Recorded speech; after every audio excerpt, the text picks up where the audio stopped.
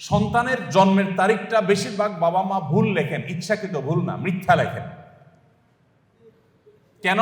যাতে বেশি দিন চাকরগিরি করতে পারে, বেশি দিন সরকারি বা বিভিন্ন প্রতিষ্ঠানে চাকরগিরি যেন করতে পারে, সেই সুযোগ পাইয়ে দেওয়ার জন্য জীবনের শুরুতে একটা মিথ্যা গেঁথে দেয়। অনেক বাবা মা আছেন যারা বিভিন্ন স্কুলে তাদের সন্তানরা যে পড়াশোনা করে তাদের জন্য নকল কিনে এনে সন্তানদেরকে সার্ভ করে দেন, সাপ্লাই করে দেন। এরকম বাবা মা আছে না? নাই এই সমাজে আছে না? শুধু ভরে আছে।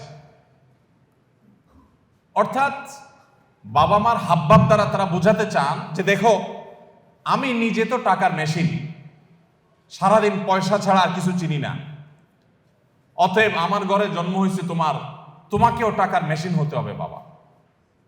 দিন শেষে বাপ সন্তান সবাই মিলে আমরা টাকার মেশিন হয়ে যাব। দুনিয়া দুনিয়া মানি ছাড়ার কিছু বুঝি না।